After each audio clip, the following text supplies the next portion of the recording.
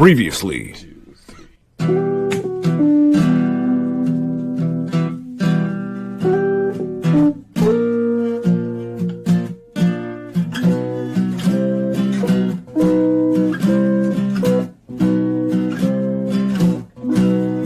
X-Rated, the X-Men animated review show. Looks like the forecast is improving. Hello and welcome to X-Rated, the X-Men animated review show, and the forecast improved. It was raining buckets and then it turned into a sunshiny day. Quite nice in fact. What a nightmare. Well, all right then. I am your host. It's kind of sad, isn't it? Oh, Principal Skelly. I'm your pal. I put the pal in Principal. And only thing is, you're not alone in this, are you?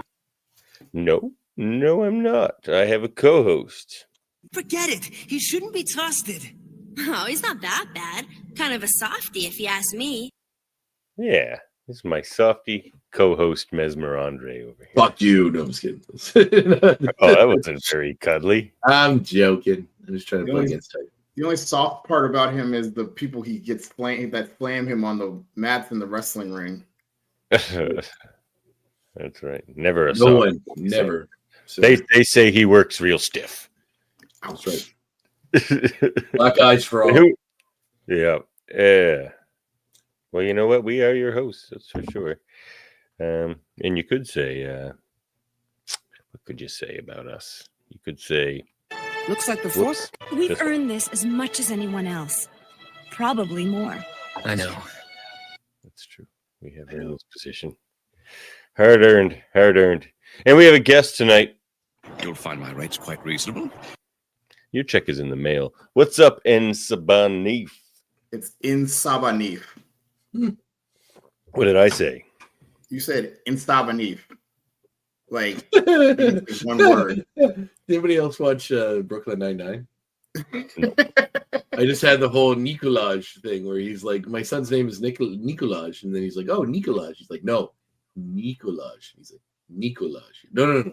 Nicolaj. Like, it's like he's missing, he's saying it the same way, but like he just never catches what it is. Although I do get what you're saying. Just made me laugh. Nicolaj. Yes, well, Ensaban Nicolaj is here with us. Mm-hmm. And this is X-Rated Evolution. And of course, we are your hosts, Devin and Andre, with our guest, Hanif Jelani Robinson, and we are here to talk to you about X-Men Evolution, Season 3, Episodes 12 and 13, Dark Horizon, Part 1 and 2. The horizon's looking dark, my friends. Well, you know, it's right up your alley. Story. Fuck's that? Story. You like a dark story. You like a dark story. About to storm off the set, ladies and gentlemen. Story by Greg Johnson, Boyd Kirkland, and Craig Kyle. Written by Craig Kyle and Christopher Yost. The old Kyle and Yost team. Kyle and Yost, as they're known in the biz. And directed by friend of the show, Frank Poor. And we're here. Season 3. Hanif. This is your favorite two-parter of your favorite show of all time. Tell us about why you're here. Well, this is the finale, and I'm here. It's the finale. Is there someone else that you had in mind that was going to be on this show for Evolution?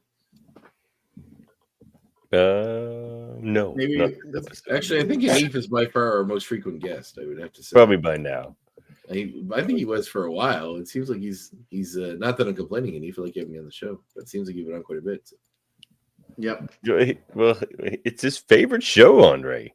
Yeah. You keep saying that. And you guys take every moment to shit on me or say whatever. It's just like, geez, it's a good show. It's a good show. If this is how you treat your fans, I can't wait to see how you treat your actual enemies. What do you mean shit on you? Davin's the one that keeps saying it's your favorite show. I'm just it's like, oh, it's your favorite show. You like it better than Cobra Kai season 86. Oh, well, you're 86 seasons of Cobra Kai? No. Oh, wow. At least. I love all. I don't care. Give me 86 more. I don't even. Yeah, but I love how like when you said I think you said something like I liked it better than the Notebook or something crazy like that. I've never seen the Notebook. You were comparing it to some wild like abstract movies. I was like, Cobra Kai's better than most things. Sure. Davin, you're such a friend of mine once described himself as being wonderfully inconsistent, and I feel as though that may apply to you as well. When you used to do a podcast, you would pick so many obscure reasons to hate some movie, and you'd be like, doesn't make sense. This guy did that. Cobra Kai is literally full of insane inconsistencies. That what? Everything is well earned in that movie. Oh, really? Okay. What happened to Miguel's real father? Where did that ever pan off? Where did he go? That doesn't matter. Don't matter. Okay. He wasn't into karate. In the wild, in the wild high school melee that like nobody could calm down. Also, it takes it takes him like a year, not even a year, to like recover from a broken spine, and he's like winning championships. He knows karate, Andre. Yes. So 80s style karate, which comes with magical powers. Yes. And you know what else is dumb? Like the whole Miyagi thing about him killing the guy in the Kumite. Whatever the fuck they call it. Yeah, that's it. Like that never panned out. They really didn't do much with that. The whole series was basically Daniel overglazing Miyagi. Yeah. Which is fine. I mean, whatever. But I don't know. This isn't a Cobra Kai podcast, I guess. Yeah. It's an all right show. If you know what you're in for, it's fine. Yeah, that's what I mean. I enjoyed it for what it was. Yeah, it's fine. Yeah, I had fun. I watched it all. I watched it all, so I certainly enjoyed it. Yeah. I enjoyed it enough to watch it all and then, watch it till the end. So yeah, it's good. Yeah, and some of those people were really in desperate need of a paycheck, so yeah, I did all right. No, it was a fun show. I didn't watch the movie or whatever that just came out. But no, I refuse. No, I mean you refuse? Yes, because I didn't like the Jackie Chan one, and I was like, if he's back in this, I'm not watching it. And I love Jackie Chan, but not on that aspect. Is it because you love the Jackie Chan Adventures on Fox News? I love that series. Everybody, especially my dog Hawk Fu. Hawk Fu with the wild, crazy combos. He's like screaming emu, whatever. Emu, the old screaming emu. He was like the classic. He was like them old school villains that would announce their attacks and then like it just didn't do anything. Dragon the Fist, screaming emu. Like he's like a Street Fighter character. Hadouken. Yes. He's like, well, I know there's a Hadouken coming. Because he announced. But I think we'll talk about Street Fighter later tonight too. It's gonna be. We got a lot to cover tonight. Yeah. So. Oh man, so much. If there's anything that has to happen now, it's this. Previously on X-Men Evolution. Why the change of tactics, Logan? Sometimes you gotta let kids just be kids. Let be kids. And that's such a funny recap that you play because the finale was anything but kids being. No, the kids are off to war in this one. Kids are literally turning into like children soldiers. Yeah, that's what. That's how Xavier likes it. He's like, it's about goddamn time these kids started earning their keep. I've been looking for soldiers for years. Yeah. About bloody time, I tell you. Anybody else feel like Logan's voice seems really overproduced in that? Like the guy doing it's like, hey, the times you like kids, the kids. Like it sounds like a Clint, someone doing a Clint Eastwood impersonation, but like really go to town on it. I think I've kind of figured out my take on this kind of voice acting for Wolverine. Kids, you gotta be kids. Because this was obviously the post Cal Dodd, and then we move into like Steve Bloom after Evolution, who basically was doing Wolverine for like a good decade or so. He was like in every other video game and animated series too. The kids, they gotta be kids. Let them be kids. You sound Wolverine Logan Epstein. The kids. Bring him to my island. Satan's island. My God. Get out of here. You guys are super Dark Horizon tonight. We need to bring back that. We need to bring back that X-Baby show. Oh my god! Hey, don't you just the bad name, the good name of the X babies? Good name of the X-Babies. Interesting. Yeah, the X babies. They're awesome. Yeah, there's something. But Is that like Muppet? Is that like Muppet Babies for X-Men? Yeah, it was the whole thing online. Yeah. Not online, but in the Not show. online, but in the comics. But anyway, Mojo made the X babies. They're good for ratings. Yeah. So I find this Wolverine's this voice actor is a good Wolverine. Like when he's growling and fighting and snarling, but when he's Logan, he's just a little too kind of weird cowboy or whatever. Yeah, like that. It's just all like very. I don't know. It seems overly. It was my biggest complaint. Not that I know any. I've never read a Witcher book. I've never played a Witcher video game. I've watched the first season of the Witcher show. It was kind of my complaint about Henry Cavill's, and not blaming him, his Geralt or whatever, but it's the kind. He has the voice that is the voice people make when they're trying to sound tough. It doesn't sound like a legitimate tough guy voice. It sounds like a voice that someone does when they're trying to sound like a tough guy. And that's kind of what this slogan says. Organization that deals in information. Don't sugarcoat it. They're spies. And dropping operatives inside shield walls is their favorite pastime. What? Where did that come from? Oh, no. Did you do another extended thing where you don't know what's going on again and it's at the end of some other clip and it times out for like how does that happen? No, it can't be. It must have been just on the end. Maybe on that Logan clip. But it's gone now. Everything else is new. Can't or won't, Davin.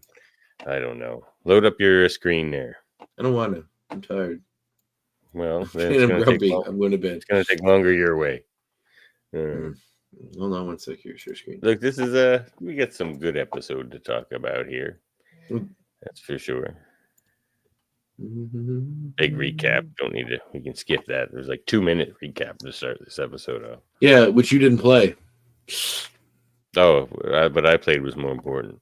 It was not. It was in no way close to even being relevant or important in this episode, except for the fact that he pointed out very aptly that they don't get to be kids; they're just get to be child soldiers now. Which is why it's super relevant and like the best thing I possibly could have played for previously on X. I mean, I don't think that's accurate, but sure. All right, so let me get the screen in the right configuration. Remember when TVs used to be square? Yep. And your TV screens on your computers now have to be to match these old shows because otherwise they have all kinds of blackness on either side like that. That's chills true. in weird on that. All right, so here we are, episode 12 and 13. You Dark missed Horizon, the square TV? Part 1. No, because you see more of what was you're supposed to this way. I can just read the premise and we can just go with that. It's like a paragraph long. I think it's good. You can get straight through this. No, it's all right. So nighttime. That's all the recaps from the previous episodes and all that shit. Yep. So at nighttime, everyone should be asleep. The Institute turns out someone's roaming around the corridors. They go into different people's rooms. We hear them sort of groan after they come in the room, implying that they're doing something to them. Slight moan, homosexual is heard, as they go into each room. And it turns out that somebody, in fact, as we come to see, Rogue is stealing everyone's powers while they're asleep. Kitty wakes up early with her really cute. I was going to make a next point, but why do we have to? Lockheed doll. He's the wrong color, but he's still there, so I'm happy with that. This isn't the first time he's had that doll in the show, I think. Was it the wrong color before? No, I think it's the same doll. I think that's the color that they made, but it's not the first time that Lockheed the doll has been in the series. Classic doll Lockheed action. Yep. So we see she goes to talk to Scott. Scott's already been incapacitated, and then she's surprised by Rogue, and then she wakes up with no memory. That's the intro, and that's it. She surprised by Rogue, and very creepy. Then we get the intro. What's going on with this guy? He's fucking huge. Look at his arms. He looks like a sand squinch. Who is he fighting? What is even happening? That looks like the that kitty. I think it's that's the outfit they were wearing when they were the sirens. Oh, right? yeah, right. So it was the sirens. Bayville sirens. We had the episode. Kitty awakens. I have no memory of what happened the night before. Mm-hmm. Although everyone seems really overly tired and like they overslept. Kurt doesn't want to get up, and she pulls him through his covers to wake him up. Just kind of funny. He just zaps them right out of there. Yeah, like they don't shower or anything; they just immediately go right off to down. Orange sherbet for breakfast. Yes, mixed with milk. He's making a milkshake, and For not gonna lie, breakfast. it looks pretty tasty. It does actually. I haven't had sherbet in forever. Rogue's in the bathroom. She's still not feeling well. She thinks she just had a bad dream. Downstairs, the other kids preparing breakfast without using their powers. Rogue enters the room, doesn't feel like having any breakfast. Goes off to school. Now we see Scott and Jean, or so Scott more so than Jean is excited to graduate because he wants to be rid of the school and the racist principal. Do you think anybody minds that Nightcrawler stands on the table to set the table? I would if I were there. Especially with necessary, Nightcrawler. He's just like, yes, I crouch when I stand. So especially with those weird ass feet he's got, those three toe whatever. That's right. I mean, if you had regular toes, hey, that's 2 less toes on the table. So thank him for that. On the way to school, Rogue becomes overcome with the need to enter this limo that appears in front of her. Kind of looks like a Cybertruck from this angle. It does. Scott and Jean are going to class. Jean thinks it's sad that they're graduating. Scott can't wait to get out of there. Principal Kelly says the feeling's mutual and firmly demands the graduation is not to be disturbed by any mutant. Scott replies he'll be gone when he gets his diploma. Meanwhile, the Brotherhood house, you see Toad's fooling around, generally annoying Fred. He gets rid of his trash out the window. Pietro gets a newspaper. Moments later, Rogue gets to the front door unseen, then rings the doorbell. So Wanda goes to open it. She's confused that the door is standing open. She looks around, sees nobody going back indoors. Wanda suddenly is lifted in the air and sees Rogue floating above her.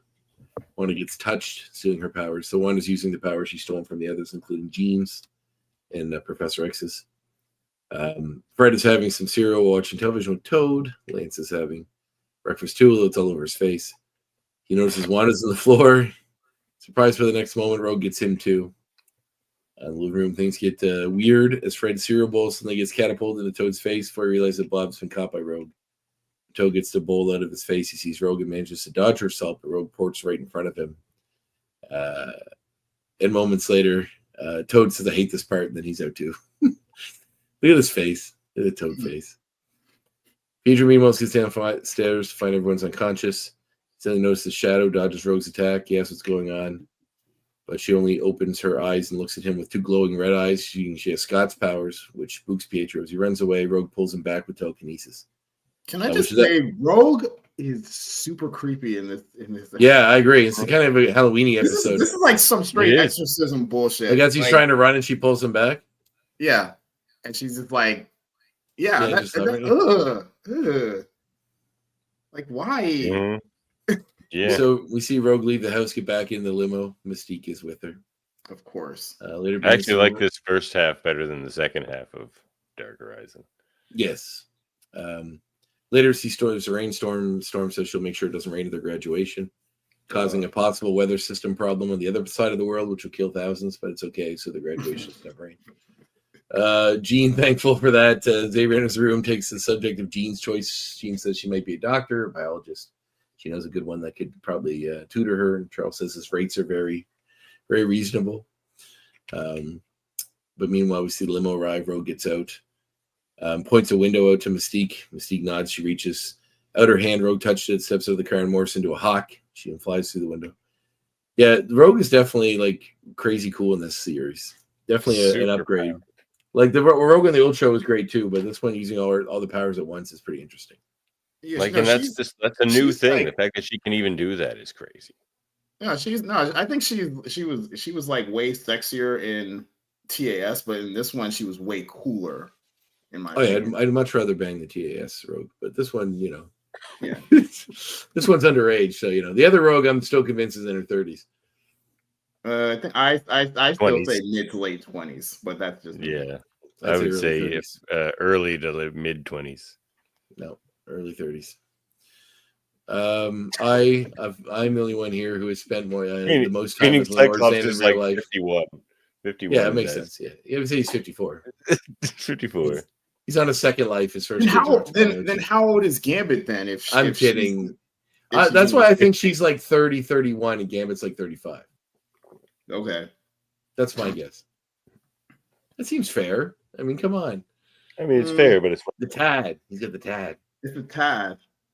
I mean, she was like months away from Cody, who in high school. Like, so she's like barely. No, Cody came back and met up with her, but that was like years after high school, like 10 years after high school, which would be in your late 30s or your 30s, like 30. Wait, hold on. 10 years later after high school? 12 years after high school. I don't remember. They didn't say a specific date. He just said he knew her from high school. She looked the exact same. It was like days before. Oh, well, that's just because it's animation. Yeah, nobody ages in animation. Yeah, Magneto's been through World War II and still looks like he's at least 55. He's a vampire taking Cyclops blood or Captain America blood. And that's not a hawk. Is that a hawk? It looks more like an owl to me. No, it's an owl. Yeah, it's definitely an owl. Why does this thing say hawk? He's wrong. Don't read that thing. Be your own man. No, I don't want to be my own man. I want to read this thing. So, Geov's gets jumped by Sabretooth. Rogue, however, knocks Sabretooth out with her power. She then goes into Colossus mode, becoming Colossus, using that ability. I got an X point about that. So does this run out? Does she run out, or does she just have access to their abilities forever now? See, this is what's crazy about this episode. Like, it seems to be Mesmer enhancing her powers with his mental powers, like tapping into parts of her brain that she doesn't do, because she can't do all this shit normally. Pretty impressive. Yeah. Then anyway, she notices metal. And she's attacked like she's done it before where she's like touched 3 different people and got like 3 powers at once and kind of like, but like she's not even using them here and like calling back on them later, like in way later, like later in this episode, like people she hasn't touched in forever, they're calling on powers, and it's just like what? Yeah, she's like Peter Petrelli from like the Planeteers, letting their powers combine. Yeah. I always wanted Peter from Heroes. So anyway, she notices the flames, then goes in Colossus mode so that she's not burned by Pyro, which is kind of cool. Her clothes somehow don't burn away, just get ripped a little bit. But then this is cool. Like, it's neat. She's underage. They can't have her clothes catch fire. Well, they shouldn't, regardless of her age. But it's just like they could be singed looking. They just look ripped, not burned. Or at least put him on fire a little bit. So anyway, then she dispatches with him, then gets in a fight with Gambit, but kisses him and causes him to pass out as well. I think that's it, isn't it? Oh yeah, then she gets Magneto as well, who comes in. She got them all. And the next day we see graduation beginning. Scott and Jean are ready to go. Scott just hopes this goes fine. He wants to get the hell out of here. Kelly does a speech, which basically is him trying to be diplomatic, but obviously an anti-mutant rant. He talks about how the students are going to notice others around them that have advantages they don't have. But then he's stopped mid-speech by the appearance of Magneto and the Acolytes appearing. And the Brotherhood. Yes, and the Brotherhood. Right, I guess I forgot the Acolytes and the Brotherhood. Like a mixed bag of all entities. Charlie tries to comment. Oops, sorry, go ahead. Your High School Musical on. We're all in this together. Be great if they had like a West Side Story style dance fight. When you're a jet, you are always. When you're a mutant. Yeah, it's harder when there's 2 syllables for that one. When you're always a freak. Maybe say freak, maybe. So anyway, Kelly was narrowly. Everybody tries running, screaming. Kelly tries to give him an order. They don't. He holds her in place by surrounding her with iron chairs. We see Mesmer was also watching this happen from the stands. She looks like she's about to like tell someone off there.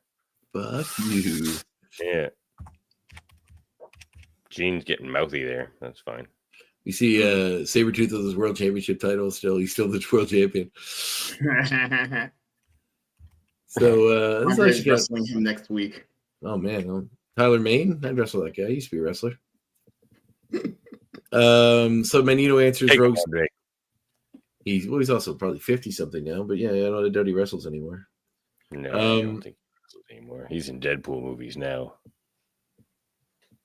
He's in one, and he was dispatched briefly. He comported himself well.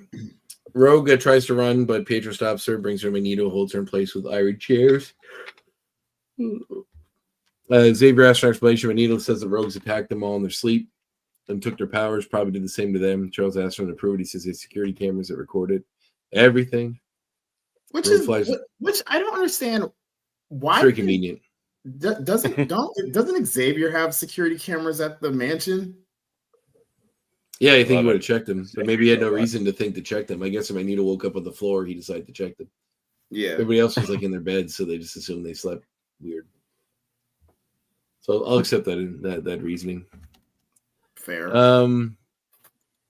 Rogue, most chairs miss your order, but Kitty and Kirk get knocked down. Rogue flies off. Kelly was narrowly missed by one of the chairs, and now he flies to frantic anti-mutant rant. The professor's first to react. He orders Logan to follow Rogue. Magneto orders Saber the Gambit to help him. Wolverine refuses. Yeah, what a principle. Too much at stake. His big speech. It's like, there are some students that will have advantages over you. But you will turn those advantages into hatred. And that hatred. And you must hate these mutants.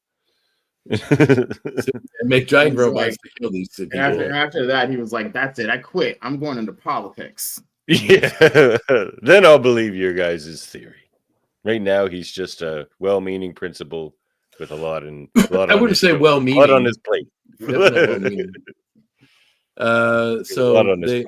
Magneto orders him to help. Wolverine and Saber growl at each other. Charles says this is more important than this, so three of them are off on the motorcycles. What about this biker gang? Wolverine, Sabretooth, and Gambit. Looks Gambit, cool. Yeah, I like when the Wolverine and Sabretooth exchange little Gambit says that things might get interesting.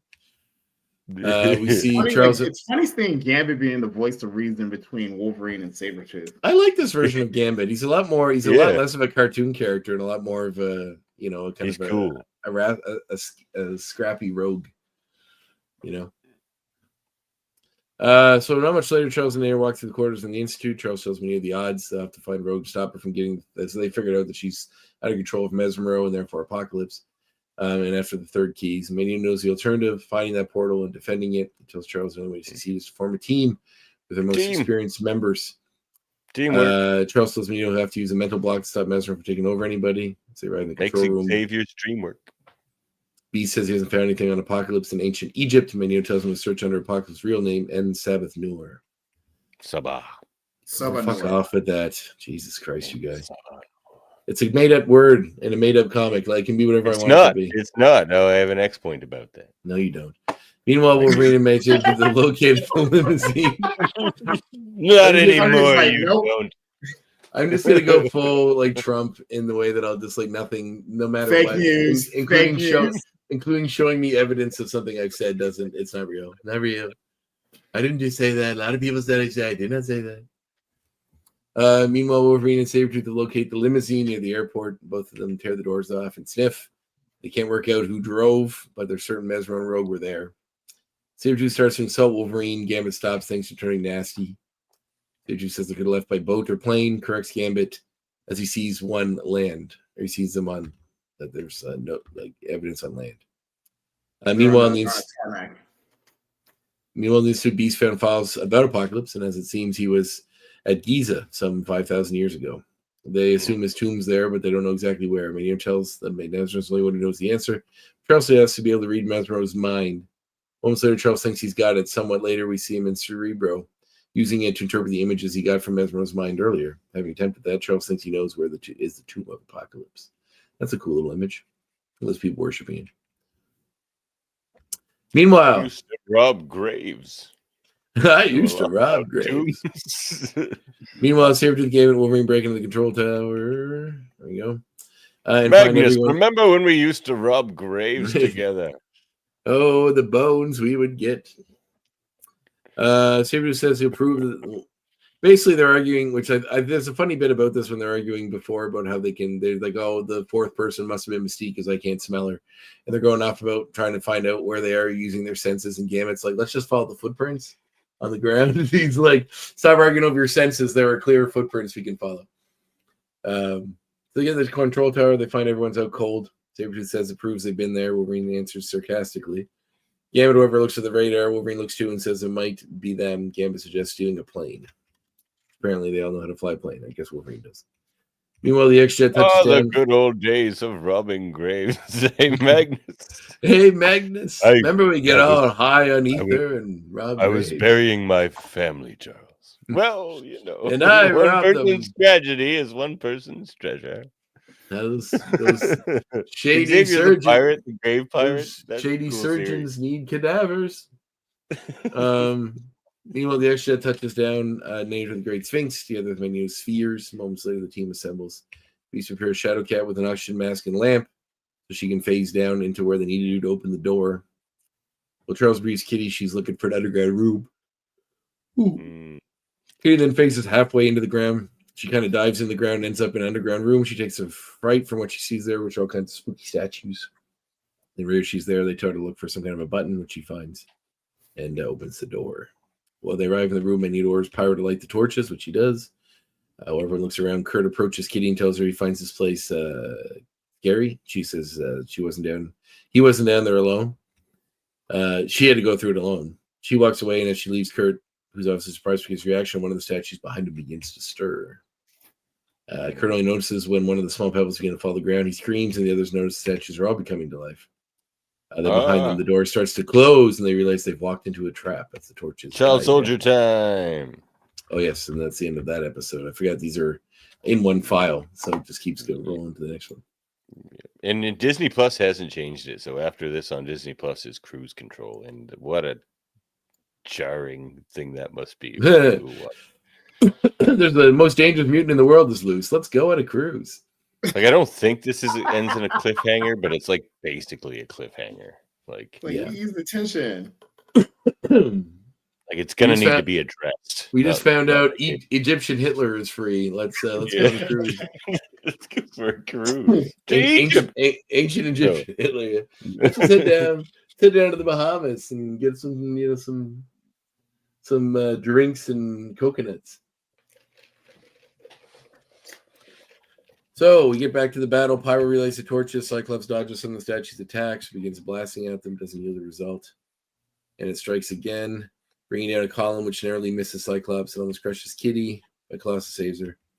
Next moment, the floor gives way, and Kitty and Colossus Kurt fall through. Another part of the floor descends with Sky, Pietro, and Pyro. Beast, meanwhile, takes on another statue, but almost hits him. He clings to a column, which is brought down moments later. He jumps clear, but Charles' wheelchair is knocked over by debris. Yeah, but Charles doesn't have a floating chair in this version, does he? Or as they say in Britain, Debris. Did they really? That sucks. Yeah, they do. It sounds weird. Debris. I like how they say controversy, controversy. Yeah, controversy. It gives way to do you like aluminium? Aluminium. I'm a fan of parmesan on my spaghetti. No, that's not real. No, but it's on Rick and Morty. They have to go to another universe like their own, and the only difference between the two universes is that people pronounce parmesan. They say it's annoying, but they'll have to get used to it, kind of thing.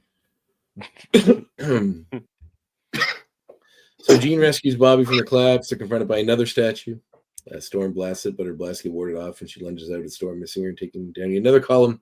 Bobby and Jean flee down the stairs, but a piece of column threatens to crush them.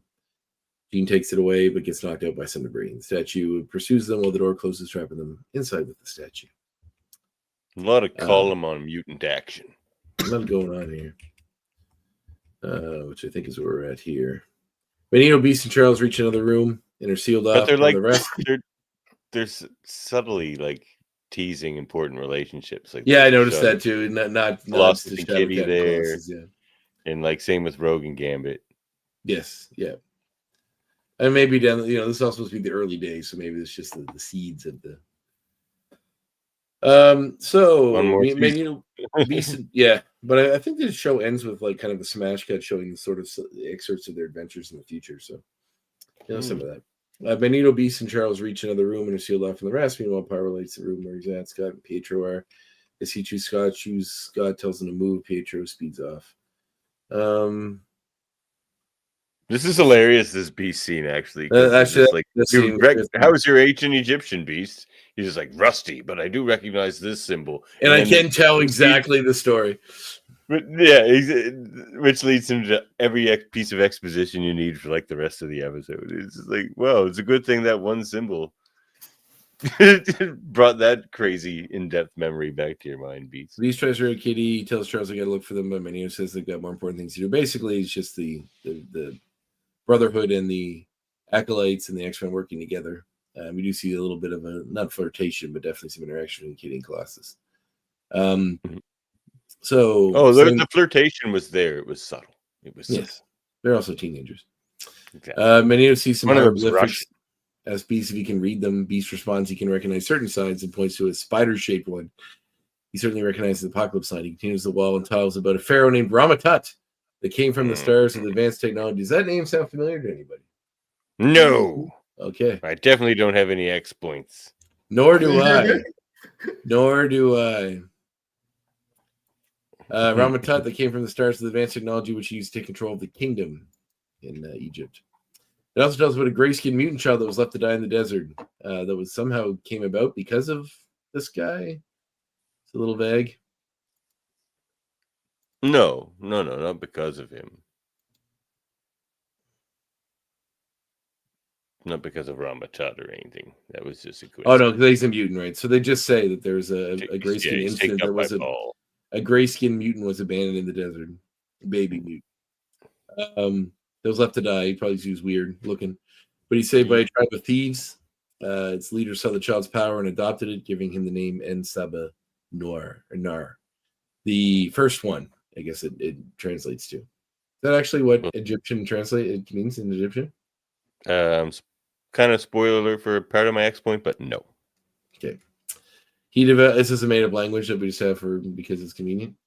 No. Okay. He developed into an undefeatable warrior. The pharaoh saw the warrior as a menace to the throne, so he ordered his death. The pharaoh's army wiped out the tribe, but En Saba Noir survived, vowing revenge, and took the name Apocalypse. And Baal was the name of the guy that saved him there. This guy here, this Baal was his name. Is that what we said? Yeah, Baal. He's a Egyptian deity.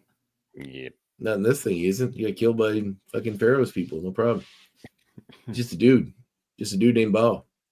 Elsewhere in the tomb, Scott and Pyro are still fighting the statues. Scott blasts off an arm. Scott statues of robots, old robots. Pyro gets knocked over as Petro arrives to tell him he's found an exit. He runs circle around the robot, creating a vortex and knocks it against a wall. Pyro's the only one enjoying himself here. Everyone else is good time. Scared, worried about stuff. He's just like, well, we're burning shit. What's the problem?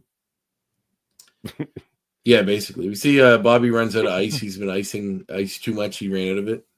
Jean comes around. Yeah. Just time to save Bobby. She topples the robot with telekinesis, smash it through a wall. Crash into one of Scott's robots on the other side, destroying both. Third robot attacks, but Jean stops that one too. Jean is really coming into her powers in this. Bobby's in the desert, so he would have less moisture to draw from. Yeah, I always forget this part of his powers. And he's still young, so you gotta give him When that. he's young. Yeah, when he's like super Omega level Bobby like he is now, that wouldn't shake him a bit. He's gotta meet Emma Frost first to unlock his potential. Wear that cool belt for a while where he's too powerful and he has to wear a cool belt. Enjoying Firestar and Spider-Man and formed the Amazing Friends. Yeah, they were amazing. They were amazing. So they find an exit. Beast continues translating the hieroglyphics to tell him Apocalypse drove away the Pharaoh and found the Pharaoh's power source, a vessel called the Eye of the Aegis. He learned his secret and wanted to use it to reshape the world after his own image. We see the mummy from classic narcissist move. We see Arnold Vosloo from the Mummy. He makes an appearance as well. You're stupid. I understood that reference. Charles suddenly realizes somehow Apocalypse's real objective is to change all humans into mutants. Beast tells Apocalypse, which is once again, I'll save this for an next point unless someone else is doing it. Beast tells Apocalypse, enter the vessel, but it drained him of his powers and left him helpless. Apocalypse was buried by his servants and locked in the vessel, and he's hidden near the highest summits behind 3 portals so he can never return. Then he realizes they're not Apocalypse's tomb. Oh, this is the best line of the episode here, and I should have grabbed it, but I didn't. But it's just like they're following the footprints in the snow, and Wolverine and Sabretooth are like sniffing. And it's like, again, we're missing one person. It must be Mystique. And Gambit's just like, y'all can just stop sniffing shit and like follow the footprints. I said this earlier. Yeah. I thought it was earlier, but it's here. Yeah, you're right. I thought it was earlier. Yeah. And once again, Gambit being the voice of reason between those two. Gambit knows his shit. Yep. And back in the tomb. But does he know how to make beignets? Absolutely not. Yeah. Who fucking cares? I do. People from Louisiana. He probably does. They want to know their hero makes. He just beignets. doesn't make it his whole fucking personality. And he has to make a gumbo because everyone calls him gumbo. Wait a minute. You said he doesn't make it his whole personality. This is the same guy who was fighting with Gene about not putting no spices in. No, I'm saying this version of Gambit doesn't make it his whole fucking personality. That's a shame. He's forgotten the swamp. He's forgotten Bobby. The tide. And the tide. This guy doesn't think about the tide anymore. I had a trivia question about tide tonight. Oh, did you?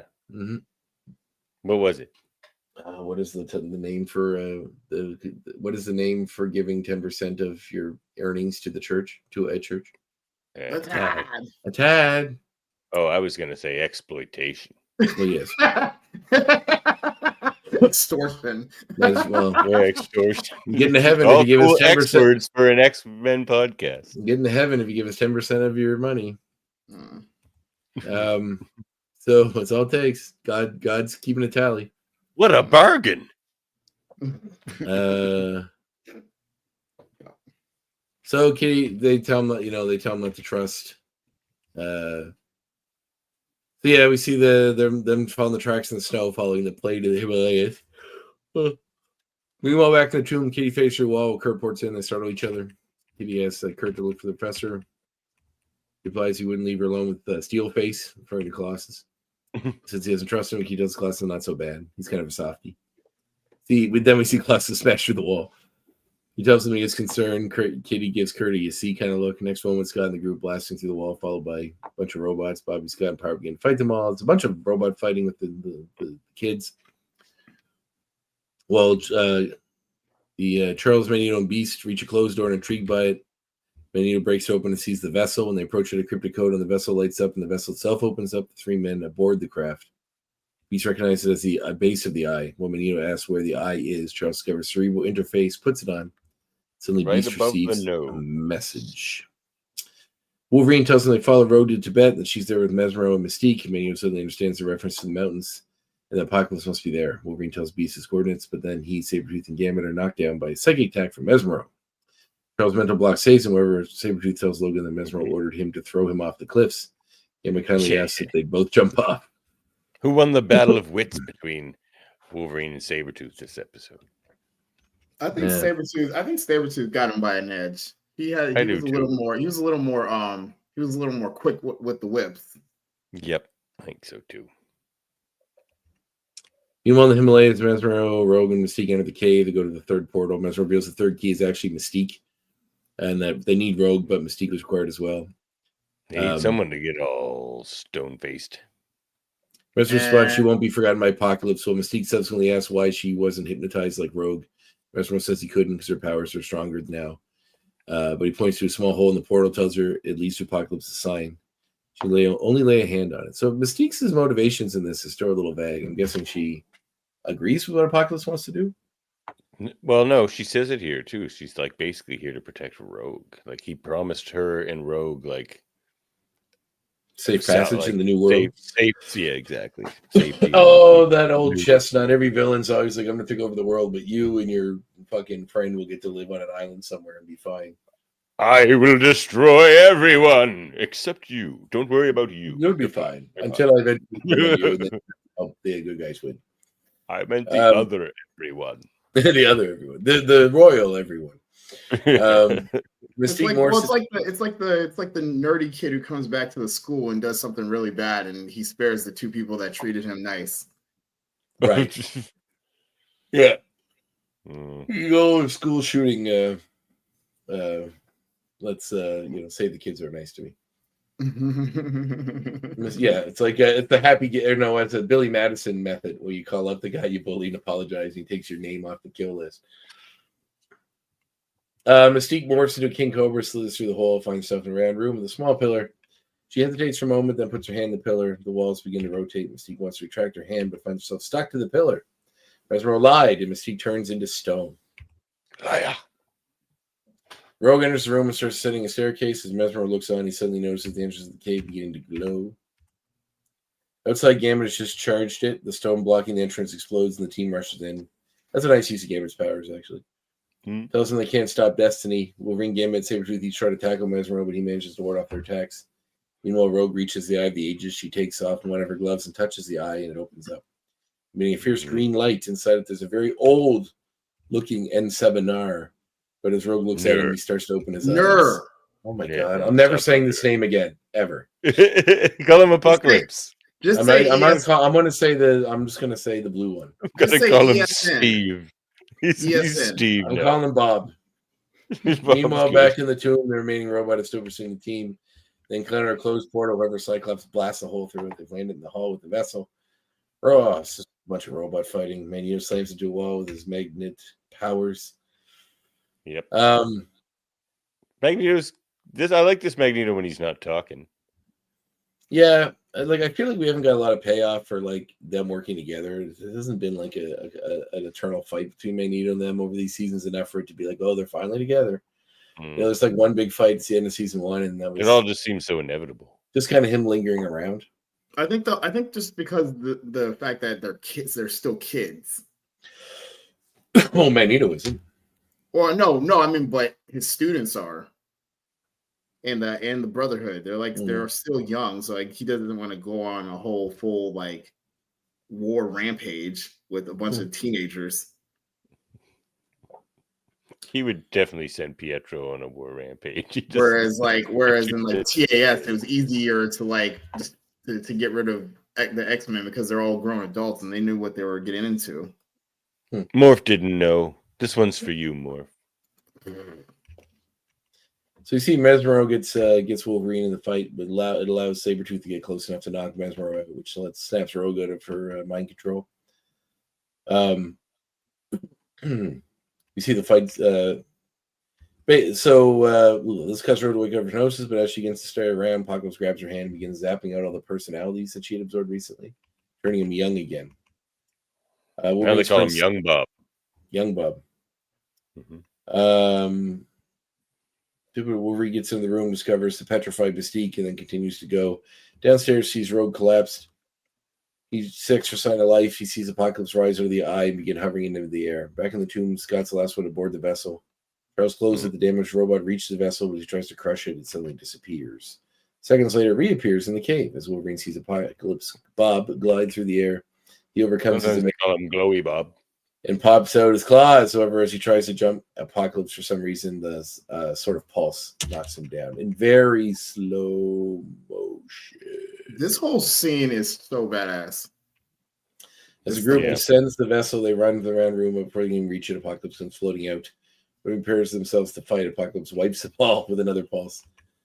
I like this scene a lot too, because like this happens in comics too. Like everyone's knocked out. It's like, but the only thing left is the last scrape of resistance. It's like Magneto's Omega level powers, because everyone else can be unconscious. He can be unconscious too and just have the slightest bit of consciousness, and he's still insanely powerful. So it's kind of like in the Krakoan era where they ripped out his heart and he was still like the last line of defense. He just pumped the blood himself. Charles and Magneto come around. Magneto tries to stop Apocalypse, but he gets thrown back with another pulse. As Apocalypse gets in it and disappears, Magneto says, "We failed," and Charles says, "Yes, but our greatest battle is just beginning." Oh wait, I got that. And that was one of that's yes. Our greatest battle is just beginning. Just beginning. And that was one of the greatest big baddie reveals ever. Yeah, well done. Very well done episodes. Yeah. Well, how good? Let's talk about it. No. Well, for a minute. How shall we proceed, sir? You gotta make a call. By making a call.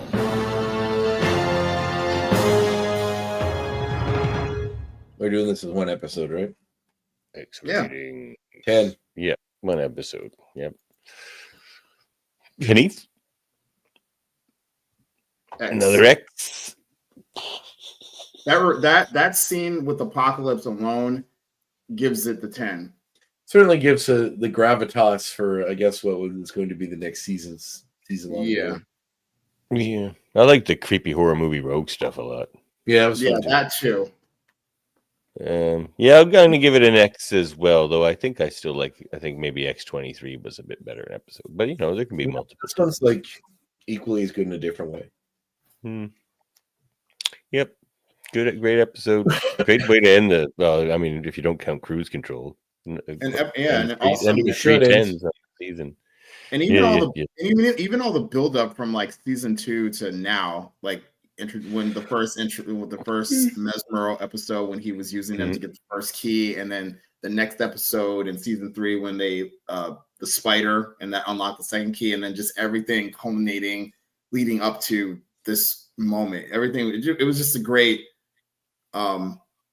wrapping it all up, and now we're getting into the real crazy shit. Crazy, but talk about crazy shit. Mesmero is insanely powerful. Like he even starts like hand-to-hand fighting Wolverine. I'm like, oh, the Mesmero in the comics. That's why when I was on here last, I was like asking, I was like, is Mesmero really that guy from the comics? No, he's not this guy. No. All of a sudden, he's swinging a stick like Gambit. I was like, what? Yeah, he broke his staff. He doesn't do anything. He just like mesmerizes people to do what he wants. He doesn't learn how to do things himself. Must have been some influence from Apocalypse. Must be. He's a horseman now. All horsemen can fight with sticks.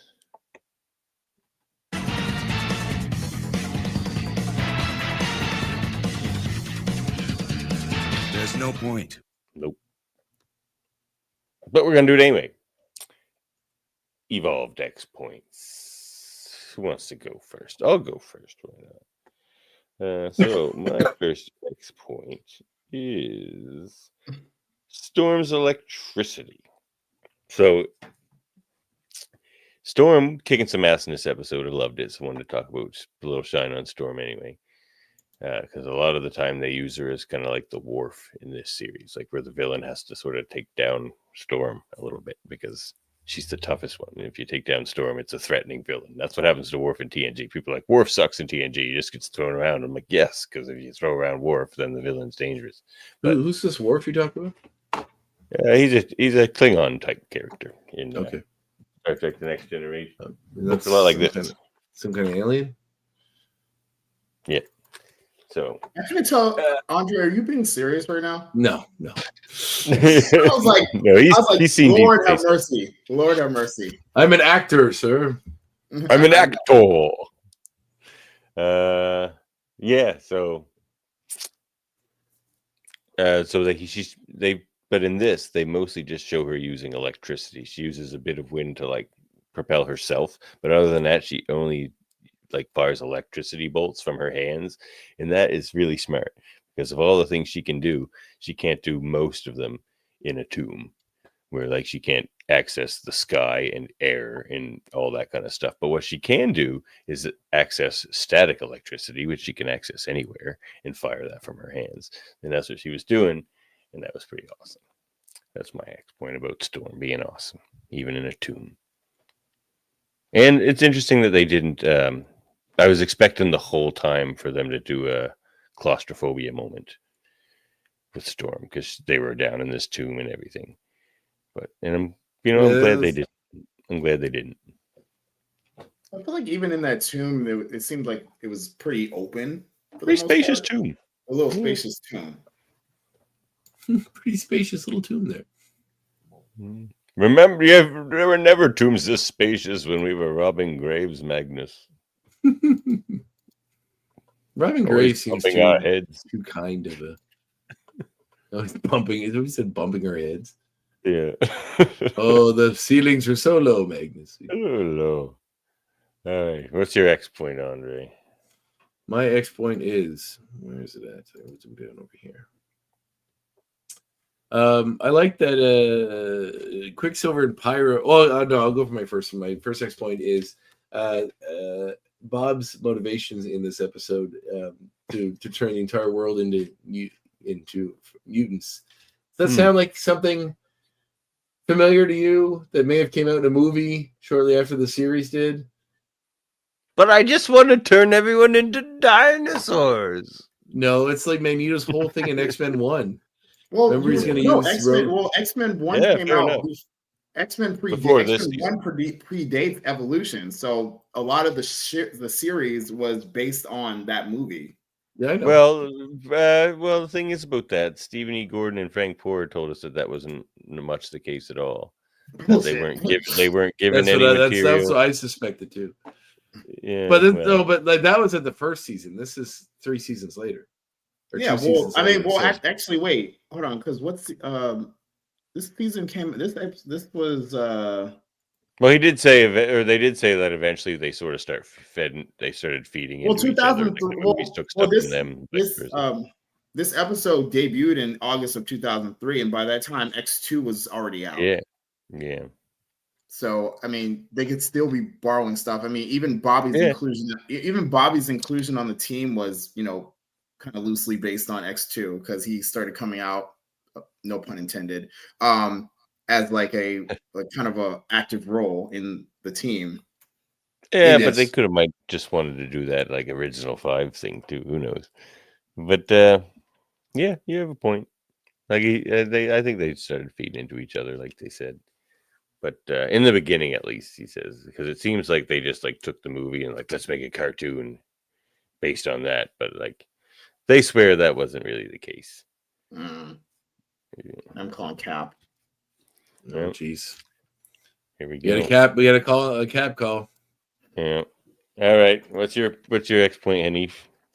Well, on the topic of the movie, did you notice Jean's ambitions after she gets out of school? She wanted to be a doctor or geneticist, which is another callback to the movies. Because yeah, I noticed that too. In the movie, Jean was kind of like a geneticist and a doctor in the first one, at least. Only for Wolverine.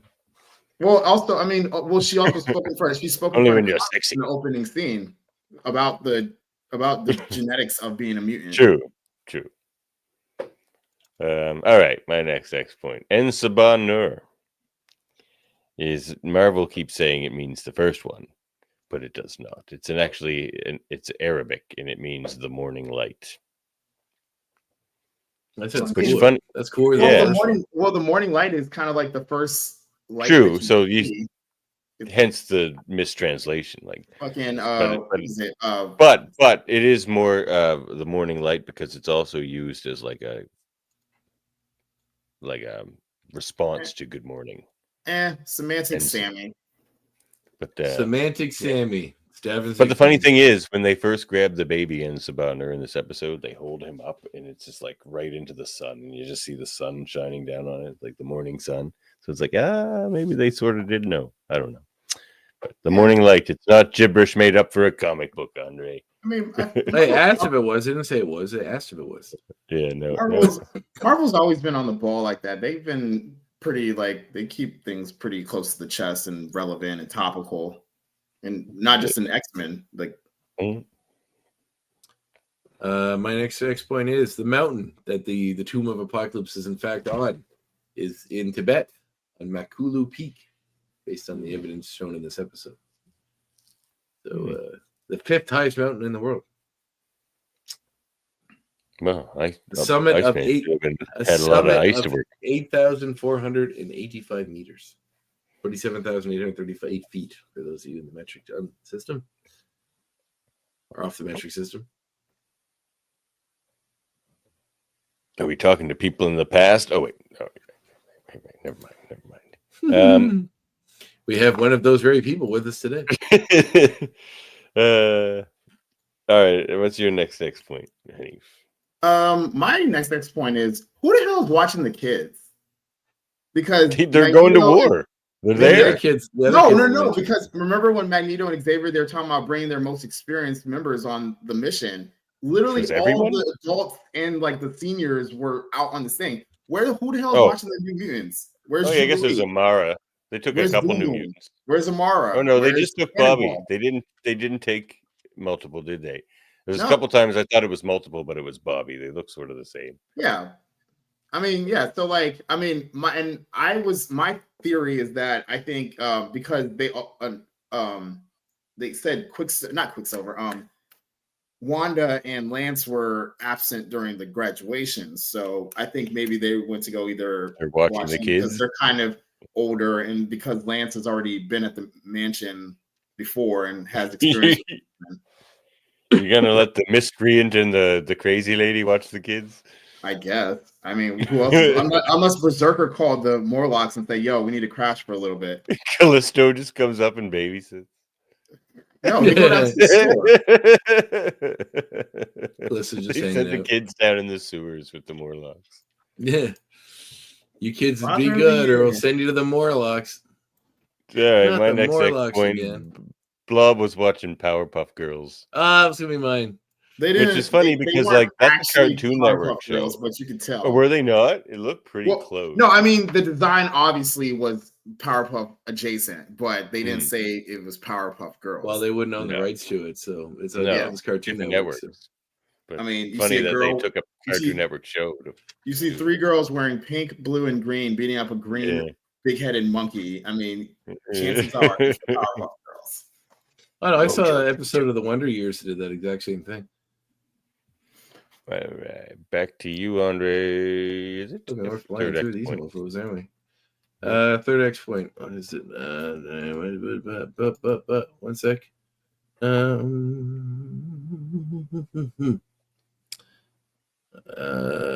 Avalanche is the only one not seen at graduation or with Magneto. So Avalanche. Wanda Oh, too. he didn't graduate. Yeah. He failed Wanda- again. Oh, Wanda Lance. wasn't there either. She's not even in school. Yeah, no, she isn't. She's off learning stuff. Stop being angry. Off being angry. Blame Magneto for her problems. Well, no, she's not, because remember they wiped her mind and now she's not angry at him. Trying not to get banged by Toad. That's what she's doing. Ugh. He's a well-meaning boy. He just cares about her. Mm-hmm. He cares about parts of her, that's for sure. Oh my. All right. Manif. So apparently this was the 6th time Mystique has turned into an animal. And as they said, she already took the forms of a wolf, a crow, a cat, a hawk, another crow, and this time a king cobra snake.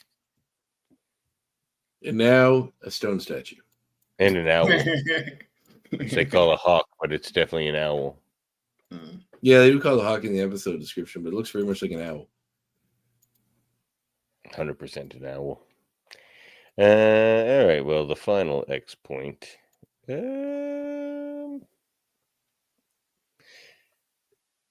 So Rogue's powers we've kind of talked about. So how she's just holding on to all these mutant powers, and they're all there for her to access, which is interesting in itself. But what I want to talk about with this X point is when Apocalypse grabs her hand, and you start to see all the different mutants kind of go into him, like they show like little ghost forms. You get the impression that those are the only powers he has. Like he doesn't have all these powers built up from all these past lives and stuff. He's gone into the sarcophagus. He got old. He has no powers. But now, rather than just have like the powers of one mutant to open this thing or whatever, he has all these powers because it was Rogue. And that's like, I guess, the point. But it's interesting. Like I feel like we might just only see him use the powers that we just saw him gain. I'll be interested to see if that's the case. Wasn't that kind of the premise of X-Men Apocalypse? I could be wrong. I haven't seen that movie in forever for obvious reasons, but I blocked it out for obvious reasons. Wasn't he kind of on that timing where he was basically like taking the powers of like mutants of centuries, and he was like using it to basically pertain his life? Maybe. I don't know. I don't know. Our ratings were not good, but not high on that. I think I recall, and I was like, yeah, that one was. But wait. I know that was the final X point, but there was one thing that was bothering me in that whole with the rogue situation. Yeah. How was she touched Colossus while he was in armored form? Isn't his armored form his protection from her touch? No, because it's his skin. I know, but it's like it's covering his like actual skin. No, it's his skin turning into that. Oh my. Okay, I guess he doesn't have an armored suit. His skin becomes that metal. Yeah. Okay, I guess. I think it would work. Yeah. All right, let's move on to and check it out a little bit. Hey, check it.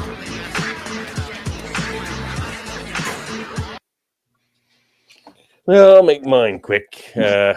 Last week, I suggested long shots from the Age of Revelation. This time, I'm going to suggest another one from Age of Revelation, and it's going to be Unbreakable X-Men by Gail Simone. And who did the art? Lucas Wernick? Yeah, I think it was. Yeah.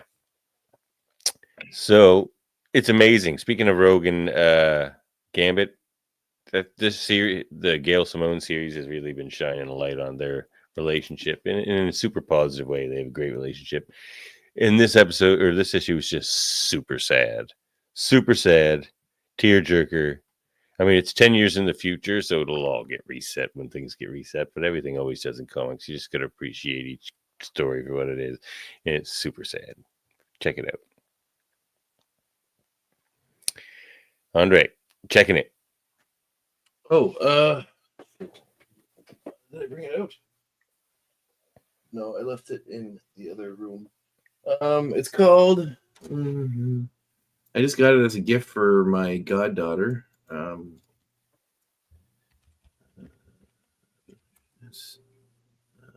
You have a goddaughter, eh? Very nice.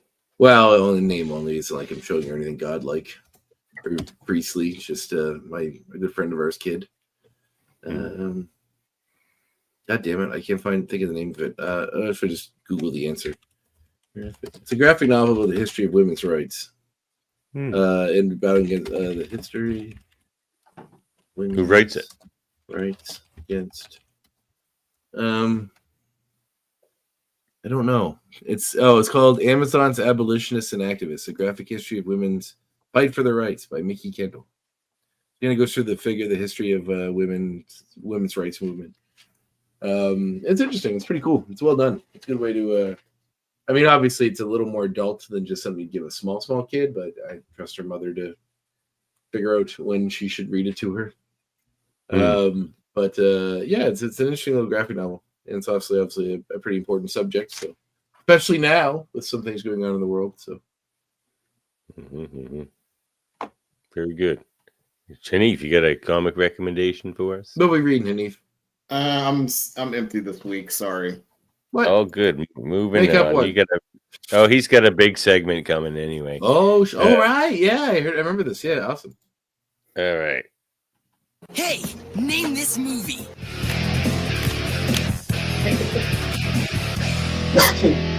But I like movies. Which is fine.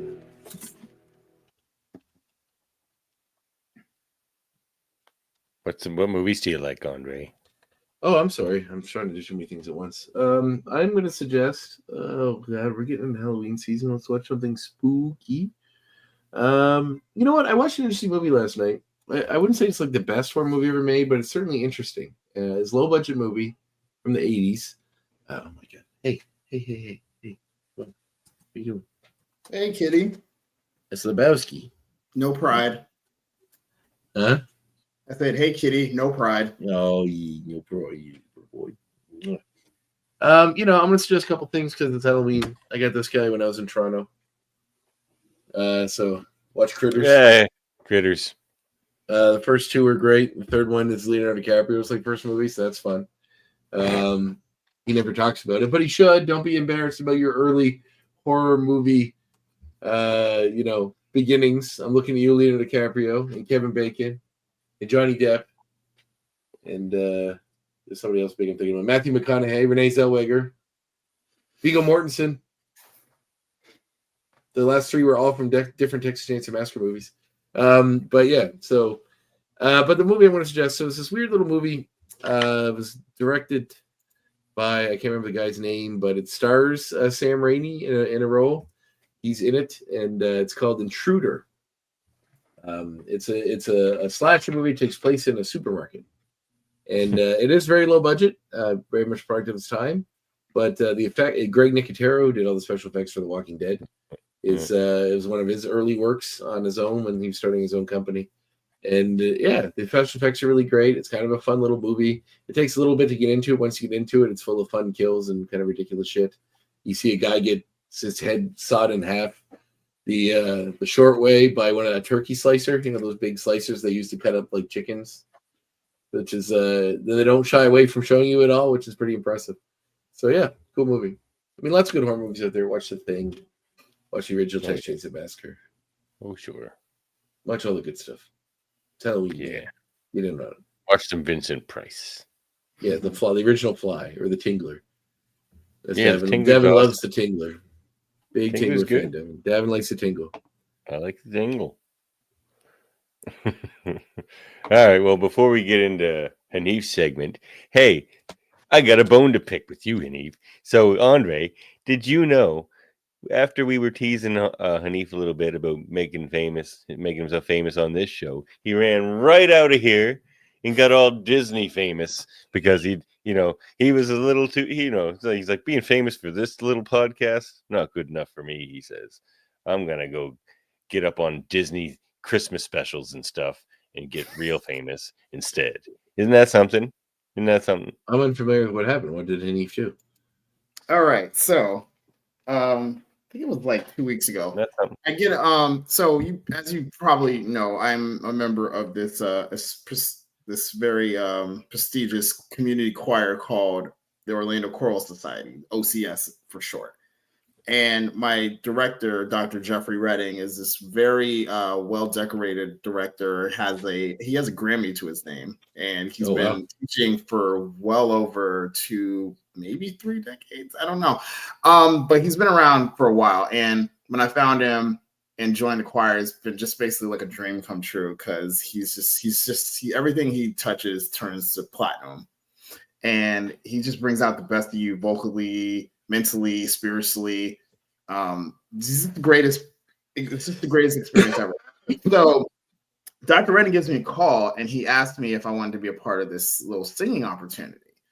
I guess Disney contacted him and said, we want you to put together a 10-piece all-black gospel choir. And we want you to sing and perform backup for this R&B singer named Coco Jones for this upcoming Disney holiday special.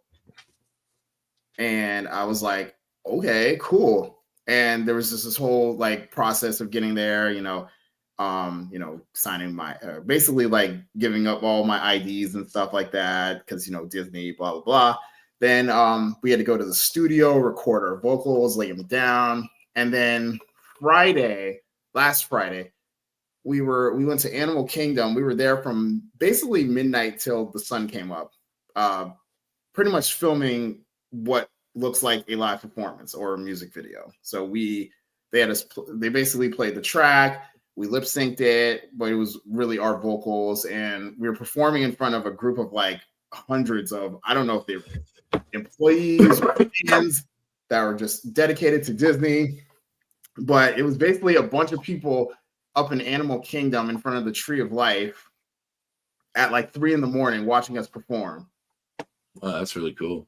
And I was like, the experience was just incredible. Now it sucked because after I got done at like 6 a.m, I had to go straight to work at 7. So I was a little dead, but I would do it all over again in a heartbeat. And it looks like there might be some compensation involved. I had to sign some contract with SAG-AFTRA, and they were giving out W-2s. So, no, you definitely should be paid for that. Mm-hmm. You definitely should be paid for that.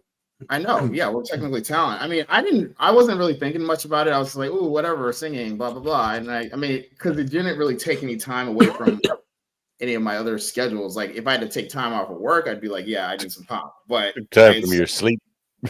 yeah, that too. Oh, What is- it was messed up because I tried to go home and take a nap. I couldn't sleep. I don't know if it was like the butterflies or just whatever. And I ended up just going straight there, like basically raw dogging from like 12:30 in the morning till like 6. What is your vocal type? I am a first tenor. Oh, really? Nice. Yes. And that's what, because I used to sing choir back in high school, which was like well over 20 years ago.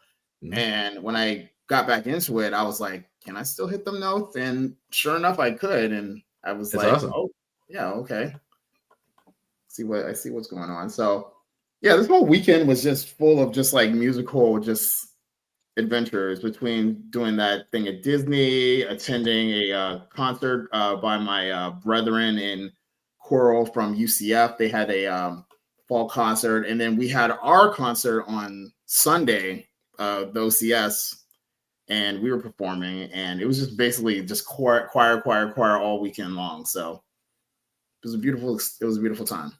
Yeah, that's nice. But he saved some of his voice to come talk with us here. Isn't that nice? No, much appreciated. Oh, and FYI, if you are interested, apparently the holiday special will air November 30th on all of the Disney subsidiaries. So Disney Plus, ABC, Hulu, wherever Disney does their holiday specials, you could probably find us there. We watched last year's, me and my 3-year-old at the time. So I'm Look for looking the Coco extra Jones forward. performance. Oh, I will. I'll be like, I know this guy, Edith. Can you believe it? We made him famous, and then he went to get real famous. Just remember us when that check comes in. That's all I ask you. Oh, yes. Don't tell Disney about us at all, actually. Well, tell them about us and tell them to give us a job doing this for them. Yeah, okay.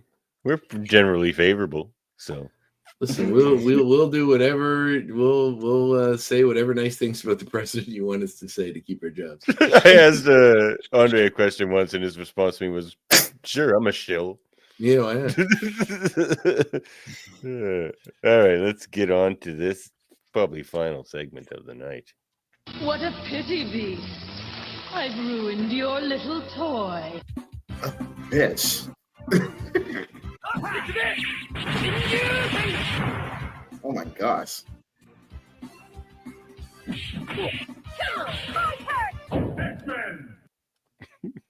Contact X-Men. Collections with Hanif. Yeah. Hanif, tell us about collections.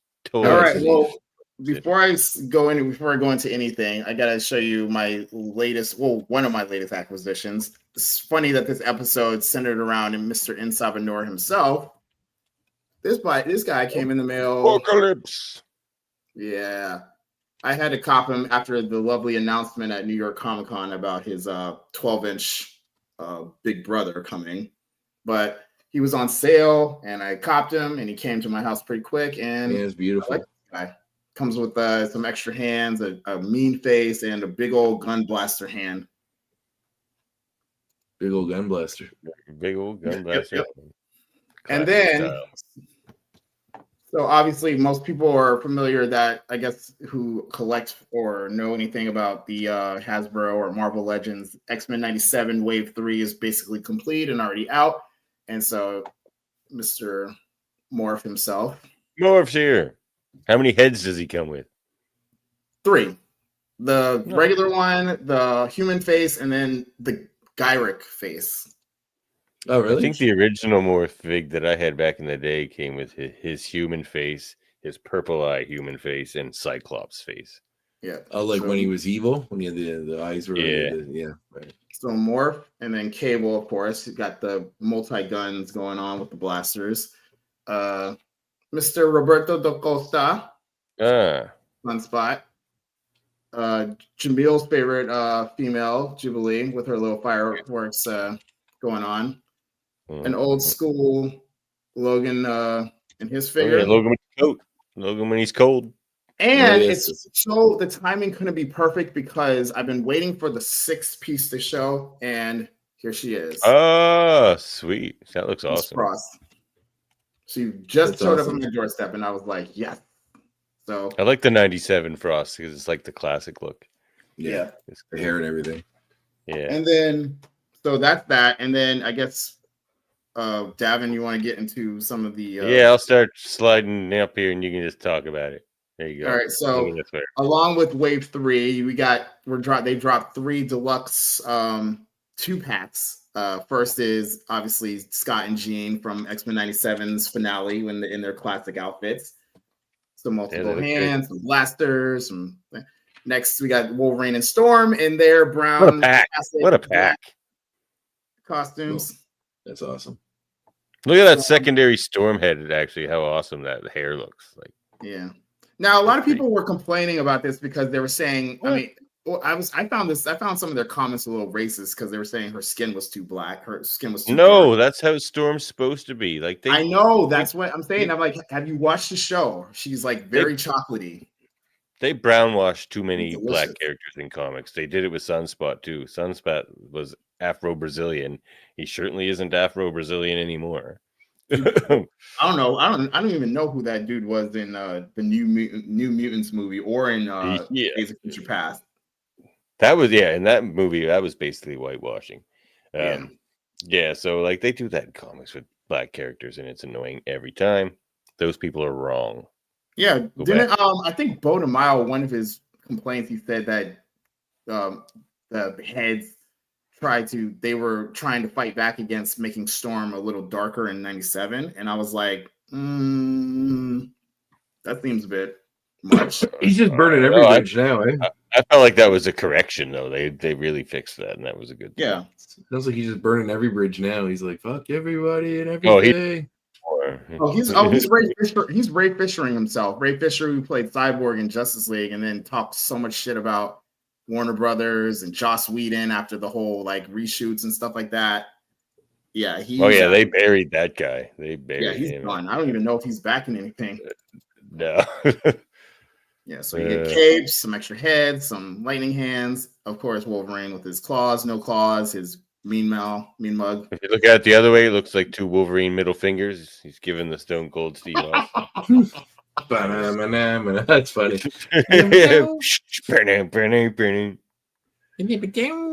He does like beer. Yes, he does. Give me a hell yeah, bub. Hell yeah. And we got this pack. Look at this. They call it the lover. This is most of everybody's least favorite pack out of them all. This one still hasn't been released. Basketball Gambit. Yeah, wow.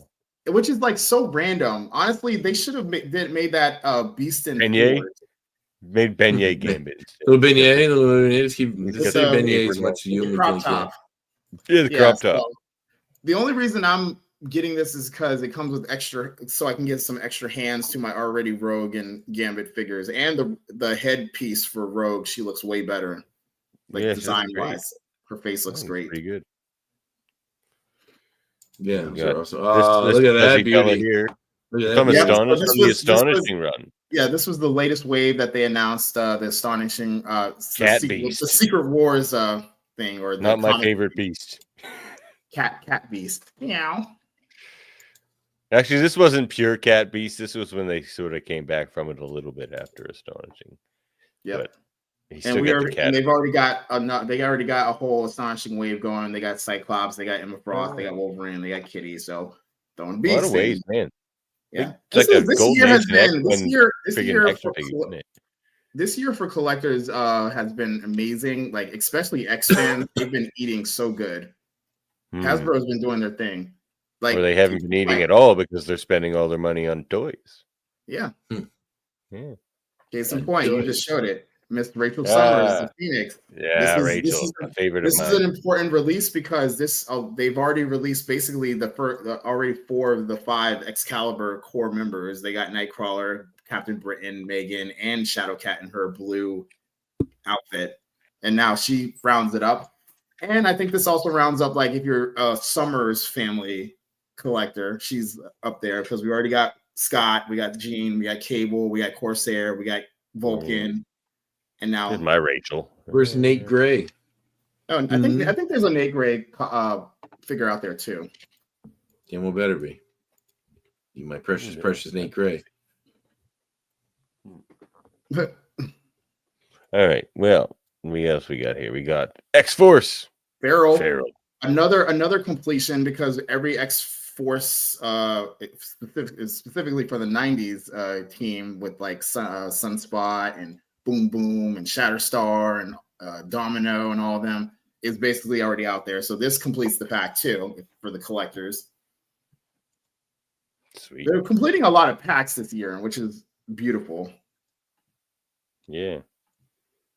We got the Shi'ar, Deathbird, and Gladiator. Yes, the one who deemed us the Milky Way ghetto. Now this is another. This was another highly anticipated one because they already got Lilandra, and now we got Deathbird and Gladiator. Maybe they can start working on a Shi'ar line. That'd be awesome. Yeah, but that's like they do the classic Secret Wars reissues. I've seen quite a few of those out. This, yeah, the Iceman one. This one is special because they said it's been like this was like 40 years in the making. Because I think in the 80s they dropped like a really dinky Silver Wars action figure line, but it wasn't Hasbro. It was whoever was running Marvel. Oh, I had a bunch of them. Yeah, those were my first X-Men action figures or Marvel action figures for those Secret Wars ones. Yep. Yeah. They were all right for their time, but then they came out with the original X-Men line, which were okay. I don't think they hold up so well, but like they had cool features at the time, like light up beams and shootable things. Mm-hmm. Anyway, here's the big fella. Now this one was announced at New York Comic Con a couple weeks back. This is their Hasbro's made to order Apocalypse. This buddy stands at 12 inches tall, comes with a shit ton of accessories, and I believe the price point was like $119. It's not bad, actually. Made to order is the way to go. I said. Everybody more things should be made to order. I saw everybody complaining about the price, and I was like, "Dog, are you not seeing what you're getting?" First of all, the size is crazy. The shield has an A on it. The weapons, all the weapons, the faces, like even some. I mean, they posed it and they had it in a huge display glass with all the X-Men. Look at that one. Like he's. Yeah, that's awesome. That's so cool. This is way bigger. Oh man, that's cool. Yeah, and Cable's pretty big too. So if he's bigger than Cable like that, that means he is towering. There's the one with all of them. Yeah, see, that looks pretty cool. Yeah. And they said pre-orders are up till November 11th for like the made to order ones. I don't know if they're going to make it like retail, but I guess like first come, first serve, whoever pre-orders it first.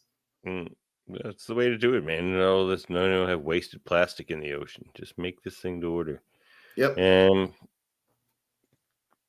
Well, under the conventions of X-Men vs. Street Fighter, give us a quick word about these, Hanif. Jada Toys has made arguably one of the illest lines of figures for one of my favorite, and I'm sure a lot of people's favorites, fighting video games, Street Fighter 2. Street Fighter 2 Turbo is the best fighting game of all time, pound for pound. Yes, Jada Toys is basically doing the entire line of all the figures. They've released, there's like 16 total, plus the bonus Evil Ryu and Violent Ken as bonus orders. And so I will say though, go ahead. No, I was going to say they've basically released everything up to I think 5 more characters are pending to be released. Look at these guys. There. Long, all coming Who's with this guy? DJ. Oh yeah, he's DJ. Yeah. See, that's the thing is a Street Fighter 2 Turbo guy like Cammy, like Fei Long, Feilong, DJ. They don't even have Thunderhawk here. Yeah, but Thunderhawk is they're like in the fairly Street Fighter characters. Like I didn't even know who Cammy was when the Street Fighter movie came out. I was just like, who's Kylie Minogue playing? I know. I was like, who's Kylie Minogue playing? And then I find out it's Cammy because Street Fighter 4 or whatever was at the arcades back then, but I never played it because I had Street Fighter 2 at home. I didn't want to spend my quarters. And they're going to get Cody Rhodes as Guile. Yeah, well, I mean, it's got to be better than Jean-Claude Van Damme. Speaking of Cammy, he was part of the reason why he's so coked up and not around was because they were like banging all the time. Apparently, reading like things about the backstories of that movie. It's pretty interesting. So Got yeah, Mike Tyson here. Yeah, Balrog is scheduled to be released this fall or later this year before Christmas. And Akuma, the one that you just showed, he's also on the pre-order list as well. And then after them, we have E Honda, Zangief, and T-Hawk as the last bit. And then after that, how do you make all these guys like Fei Long and Cammy before you make Zangief? That's a tragedy. They didn't do it in order. They just like the first wave, I think, was like Ryu, Fei Long, and Chun-Li, and then the second wave was like Ken, Dalsim, and Bison, and then the third wave was Guile, Cammy, and DJ. And then they're just doing it so out of order. I think I think they're saving all the bigger, like heavier characters for last because they obviously are bigger, and they probably are going to be like a little more pricey just off their size and mass. Fair enough. But I'm excited. And then after they finish the Street Fighter 2 line, they are working on a Street Fighter Alpha line, which is another good one. If you follow the game lore, that's basically the prequel to. That's where you get Dan, right? That's where you get Dan, Charlie, Rose. Yeah. All right. Well, and you also wanted to throw some shine on some of your effects. I want to give a shout out to Can of Beams. They are. I do love this Jubilee one. That's a great effect. Yeah, they make custom fodder pieces for figures like this. Because Hasbro, as much as I love them, they be really sniping on some of the effects. Like Gene, I haven't seen a Gene figure that had like solid effect pieces. I haven't seen a Professor X with a solid like telepathic rings or. Yeah, those are really cool. Those Avalanche ones are really cool too. Yeah, it's like Shockwave. Look at this one. Look at this shot. Yeah, they made this one custom. I think it was like a one-time order thing where you can get the like charge claws, and you can for people who love posing the epic scene in X-Men 97. So canabeams.com, go support them if you're a figure collector and you want to enhance your effects or fodder pieces. They got some great stuff. And finally, we got these ones. What are these, Eve? So Gamerverse. Look at this Juggernaut, though. Look at that, Andre. The picture looks crazy, but my friend got the Juggernaut, and he's like, they said the box was heavy, like to pick up. So Gamerverse, basically, Marvel Legends, they did a wave inspired by Marvel vs. Capcom, but they can't use the Capcom title because Capcom's licensing is owned by other studios or places. So they call it the Gamerverse. And so basically they can steal that flame or that like energy shuriken though. Like that's straight up. That's straight up only from but that as game. long as they don't call it Marvel vs. Capcom. Yeah. So like you obviously got these deluxe figures interesting pairs like Wolverine and Silver Samurai. My favorite. Look at this one, Andre. Look at this pair. Oh, that's so cool. Psylocke and Thanos, War Machine and Omega Red, and then Captain America and a very blue Venom. Look how high the eye guards. That's like classic. Like I got a bunch of Thanoses there, but none of them really have those classic. Even the one that's like the old school. I don't know if you can see it there. Oh, you probably can't. It's the one he's holding up the Cosmic Cube. Oh yeah. And like none of them really have that the horns actually stick out. Like that's the way when he first appeared. Like Thanos copter Thanos. No, like when Thanos, appeared Thanos Iron Man. Like that's what he looked like. And that was really cool. Yeah, for sure. That's awesome. Yeah, those are cool. And check out this guy, Guido. Love. Big Guido. So now they actually released him as a deluxe figure. Before he was just a builder figure. Now he's actually been upgraded. And you can get him. Have to get that Guido. I'm a Guido. I want to say he was running between like 50 or 60 or something. Oh my. I mean, but he's a big guy, so he's a strong guy. Strong guy. And so all right, well, that was Collections with Hanif. That was quite the collection talk there. Hanif, thanks for that. And now you're toy famous too. Just stack it on. He's so famous. You can't have him on the show anymore. You can't have him on the show anymore. He's too famous for us. Let's talk. You can't afford him.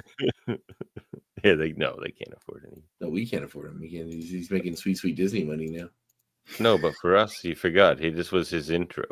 Remember? No, they don't. Everybody always forgets the Good the rates. first thing. Good rates. People always forget who brought him to the dance. Oh, that's Oh, true. please.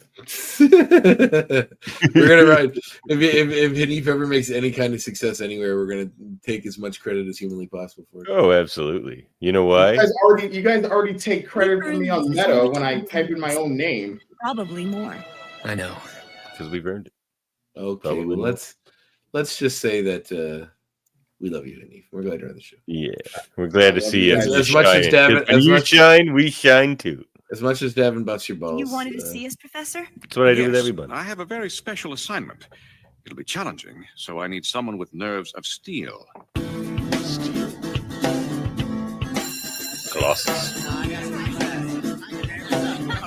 One of his, Wait, you're forgetting your homework. Is that steeled, and so would the nerves in the skin. Actually, I guess based on Nerves what of Davin steel. and I discussed, we're watching Marvel Zombies next week. Is that right? We're True. talking Marvel Zombies, yeah. So We're talking about Marvel Zombies series. Yeah. watch the Disney Plus Marvel Zombie series. That's your job. That's your Maybe homework. read a little Marvel Zombies too. No, we're not doing that. No, we're not. The people should. The people. Well, it might spoil your experience. Maybe. No, I've watched the Quite episodes different. already. Yeah, I have. Yeah, I mean, this is like the Marvel Zombies of the what if world that they established. Yeah. In the, We'll talk Just- about it. We're not spoiling it here, but we definitely have some thoughts, I think. I liked it. Follow I us on, think it's a bit dark. It ended darkly, but I liked it. follow us on YouTube, Facebook, and Twitch. Contact us at xmenreviewshow@gmail.com and support us on patreon.com/xmenreviewshow. We get your merch over at redbubble.com/people/xmenreviewshow/shop or find our audio-only version wherever you get your podcasts. And we are a mutant and proud part of Swear to Pod, a podcast network. Any final words for the people, everybody? Well, enjoy your. I know how we'll have one more episode before Halloween, but enjoy your getting ready for Halloween. You like Halloween, Hanif?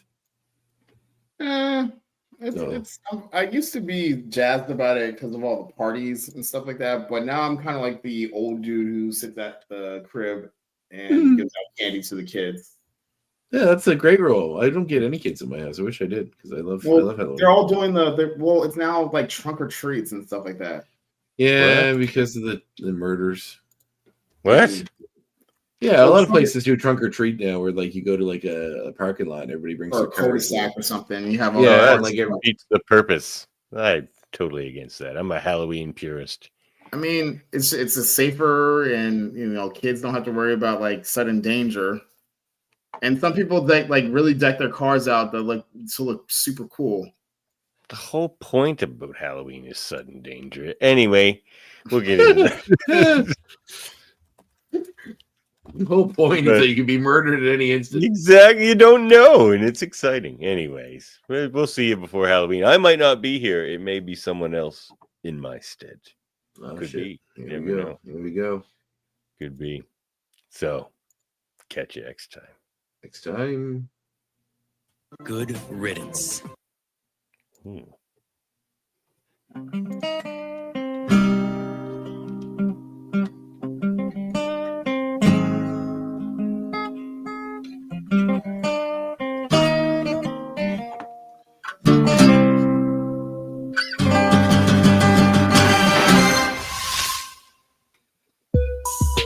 This program is a proud part of the Swear to Pod Network. Cat beast.